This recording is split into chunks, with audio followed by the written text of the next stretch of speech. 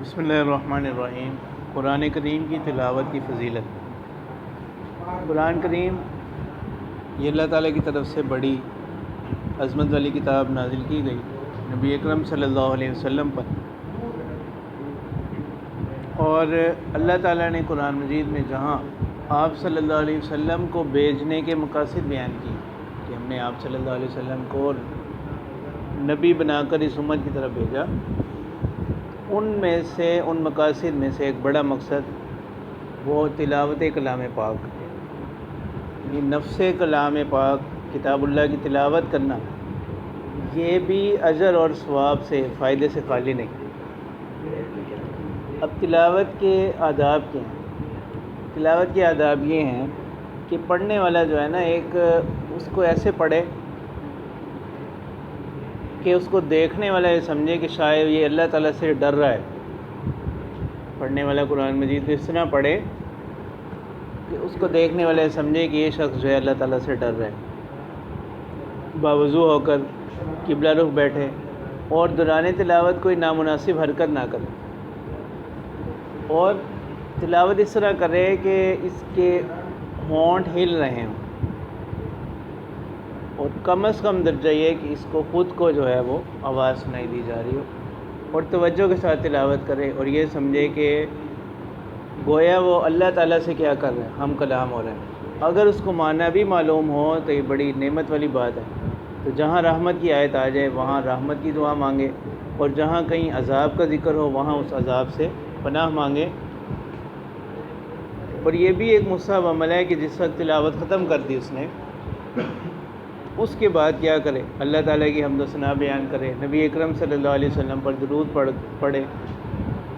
اپنے لیے مغفرت کی دعا کرے، اور کوئی اپنی ضرورت ہے اس کی دعا مانگے، کیونکہ یہ موقع ایسا ہے کہ اللہ تعالیٰ اس موقع پر دعاؤں کو کیا کرتے ہیں؟ قبول کرتے ہیں۔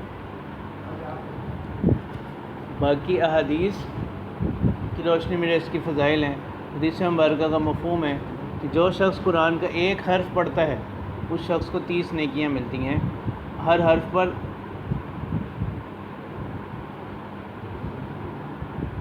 ایک نیکی ملتی ہے، اور نیکی کا قاعدہ یہ ہے کہ ایک کے بدلے 10 ملتے ہیں۔ تو الف لام میم کی مثال دے گی، یہ ایک حرف نہیں بلکہ الف ایک حرف ہے، لام ایک حرف ہے، میم ایک حرف ہے، تو اس حساب سے ان حرفوں پر 30 نیکیاں ملتی ہیں۔ ایک اور حدیث مبارکہ کا مفہوم ہے کہ جو کوئی بھی اللہ تعالیٰ سے جس وقت بھی گفتگو کرنا چاہے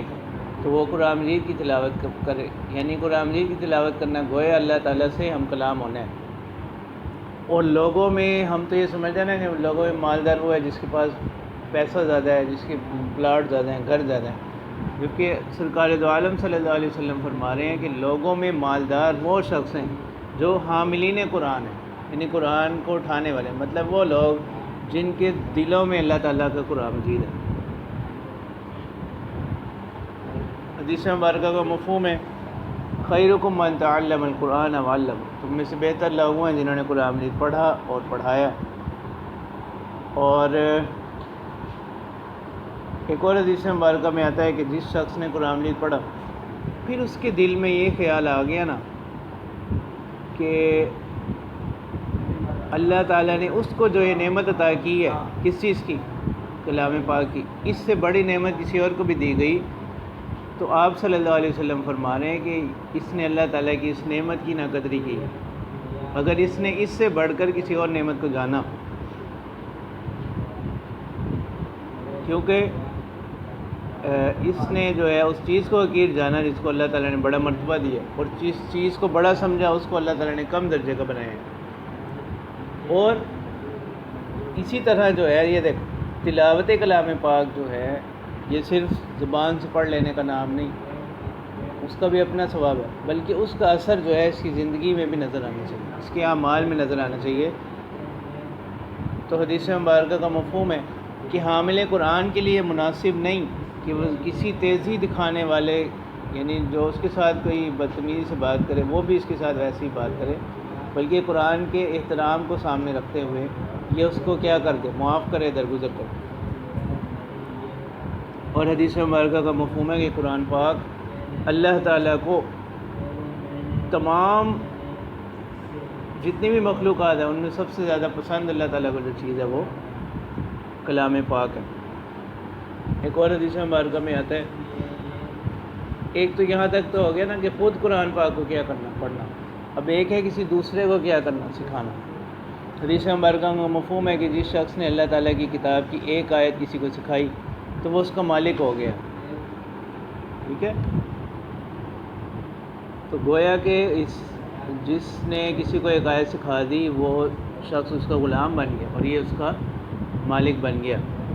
اب اس طالب علم کے لیے مناسب نہیں کہ وہ اس کو چھوڑ کر کسی اور کی مدد کرے، یعنی اس کی مدد اس کو چاہیے کہ اس کی مدد کرے، اگر کوئی ضرورت کے موقع پر اس کو ضرورت ہو تو اس کی ضرورت کو پورا کرے، اس پر کسی دوسرے کو ترجیح نہ دے۔ اگر اس نے ایسا کر دیا تو اس نے اسلام کے حلقوں میں سے ایک حلقہ توڑ دی، کڑیاں نا مختلف اسلام کی زنجیر، وہ ایک کڑی اس نے کیا کر دی، توڑ دی۔ اور ایک اور حدیث مبارکہ میں آتا ہے کہ جس شخص نے ہمارے بڑے کا احترام نہ کیا، ہمارے چھوٹوں پر شفقت نہ کی اور ہمارے عالم کے حق کو نہیں پہچانا، وہ میری امت میں سے نہیں۔ یہ مطلب یہ کہ ایسے شخص کا جو ایمان ہے وہ کمزور ہے۔ پھر قرآن مجید کو پڑھنا اور پھر اس کے مقتضا پر عمل کرنا، یعنی ایک تو ہے قرآن مجید کو صرف پڑھنا، یہ بھی بڑی فضیلت والا کام ہے۔ ایک ہے کہ پڑھنے کے ساتھ ساتھ عملی زندگی میں بھی اس کے مطابق عمل کرنا، یہ تو نور علی نور ہو جائے گا۔ حدیث مبارکہ کا مفہوم ہے کہ جس شخص نے قرآن مجید پڑھا، اس کی تفسیر اور معنی بھی سمجھ لیے، اس پر عمل نہیں کیا تو اس نے اپنا ٹھکانہ جہنم میں بنا لیا۔ مطلب یہ کہ جانتے ہوئے بھی عمل نہ کرنا بڑا سخت گناہ ہے، لیکن اس کا یہ مطلب بھی نہیں کہ جو کوئی شخص ہے وہ اسی چیز کو بہانہ بنا لے کہ میں نے تو پڑھا ہی نہیں ہے، اگر ہم اس پر عمل نہیں کریں گے تو کوئی حرج نہیں ہے۔ ایسے شخص دوہرے گنہگار ہوں، ان کو ڈبل گناہ ہوگا، ایک تو نہ پڑھنے کا اور دوسرا عمل نہ کرنے کا۔ اور یہ تلاوت کلام پاک ایسی چیز ہے کہ یہ ایک اثر رکھتی ہے، جیسے حدیث مبارکہ میں آتا ہے کہ قرآن جو ہے انسان کی کیا کرے گا، سفارش کرے گا۔ اور ایک اور حدیث مبارکہ کا مفہوم ہے کہ آپ صلی اللہ علیہ وسلم کو ایک مرتبہ بتایا گیا کہ ایک شخص ہے وہ ساری رات کلام پاک کی تلاوت کرتا رہتا ہے اور جب صبح قریب ہوتی ہے تو وہ چوری کر لیتا ہے۔ آپ صلی اللہ علیہ وسلم نے فرمایا اس کا قرآن پڑھنا ان قریب اس کو کیا کر دے گا، روک دے گا، یعنی قرآن کریم کی برکت سے اس کی عادت کیا ہو جائے گی، چھوٹ جائے گی، ٹھیک ہے۔ پھر صحابہ میں سے بڑے بلند مرتبہ والے صحابی حضرت علی کرم اللہ وجہ، ان سے روایت ہے کہ نبی اکرم صلی اللہ علیہ وسلم نے فرمایا کہ جس شخص نے قرآن مجید پڑھا، اس کو حفظ کیا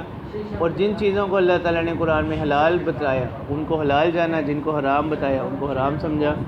اللہ تعالیٰ ایسے شخص کو جنت میں داخل کریں گے اور اس کے خاندان میں سے ایسے 10 لوگوں کی سفارش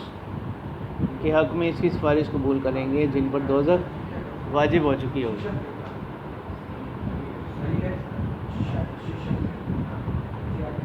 اور قرآن کریم جو ہے یہ اللہ تعالیٰ سے مانگنے کا ایک بہتر طریقہ ہے۔ حدیث مبارکہ میں ہے کہ جس شخص نے قرآن پڑھا، اللہ تعالیٰ کی تعریف کی، نبی پاک صلی اللہ علیہ وسلم پر درود بھیجا اور اپنے رب سے بخشش طلب کی، سو اس نے ایسے طریقے سے اللہ تعالیٰ سے دعا مانگی ہے جو مانگنے کا اصلی طریقہ ہے، مطلب اس کی دعا قبولیت کے زیادہ قریب ہوگی، اس کی دعا قبولیت کے زیادہ قریب ہوگی۔ ایک اور حدیث سے یہ یہاں تک تو بات ہوگی جو خود تلاوت کر رہے ہیں۔ ایک اور حدیث مبارکہ میں آتا ہے کہ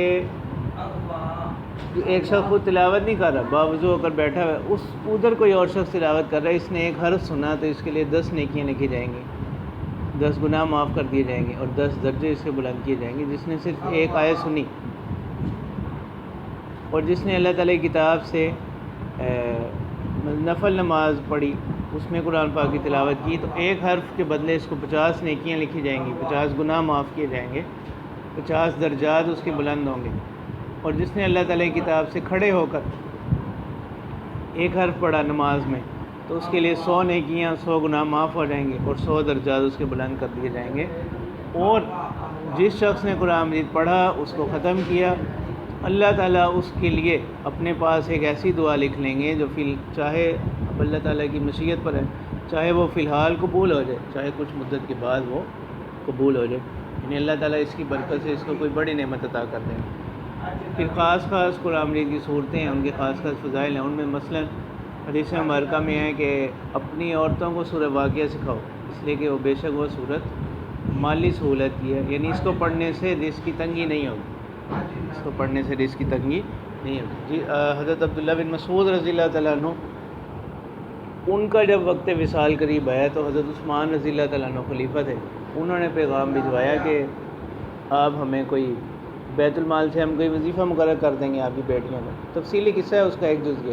تو انہوں نے فرمایا کہ مجھے اس کی ضرورت نہیں، اس لیے کہ میں نے آپ صلی اللہ علیہ وسلم کا یہ فرمان سن رکھا ہے کہ جس نے جو ہے سورہ واقعہ پڑھ لی رات کے وقت میں مغرب کی نماز کے بعد تو لم تصبہ فاقۃ ابدا، اس کو کبھی فاقہ نہیں پہنچے گا، یعنی اس کو کبھی محتاجگی فقر اس کے اوپر نہیں آئے گا۔ ایک اور حدیث مبارکہ میں کہ اللہ کے رسول صلی اللہ علیہ وسلم نے فرمایا کہ قرآن پڑھنے والوں میں بہتر شخص وہ ہے کہ جب وہ قرآن پڑھے تو دیکھنے والے یہ سمجھے کہ اللہ تعالیٰ سے ڈر رہا ہے۔ اچھا، قرآن مجید سے اللہ تعالیٰ انسان کی ضروریات کو کیسے پورا کرتے ہیں؟ حضرت حسن بصری رحمہ اللہ سے روایت ہے کہ ایک شخص حضرت عمر رضی اللہ تعالیٰ عنہ کی خدمت میں حاضر ہوا، وہ آتا رہتا تھا، سوال کرتا رہتا تھا، تو حضرت عمر رضی اللہ تعالیٰ عنہ نے اس سے ایک مرتبہ کہا کہ جاؤ اللہ تعالیٰ کا کلام پڑھو۔ وہ چلا گیا اور دوبارہ نہیں آیا، تو کچھ عرصے کے بعد حضرت عمر رضی اللہ تعالیٰ عنہ خود اس سے ملے کسی جگہ پر اور دوبارہ نہ ملنے کی وجہ پوچھی تو اس نے جواب میں عرض کیا،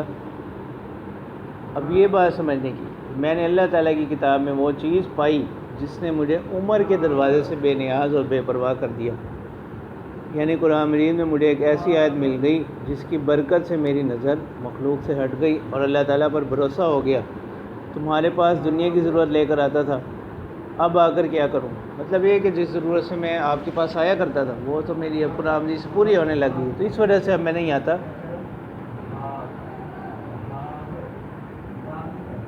اور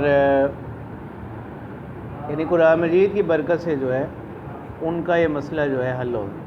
اسی تلاوت کی برکت سے۔ پھر علماء نے بیان کیا کہ غالباً جو ہے اس سے مراد اس قسم کی آیات ہیں جن کے مضامین اس قسم کے ہیں، جیسے آیت مبارکہ میں آتا ہے وَفِي السَّمَاءِ رِزْقُكُمْ وَمَا تُوعَدُونَ، یعنی آسمانوں میں ہی تمہاری روزی ہے اور جس چیز کا تم سے وعدہ کیا گیا وہ بھی آسمان میں ہی ہے، یعنی تمہاری روزی وغیرہ ساری چیزوں کا بندوبست کہاں سے ہوتا ہے؟ آسمانوں سے ہوتا ہے، تو پھر کسی دوسری طرح متوجہ ہونے کا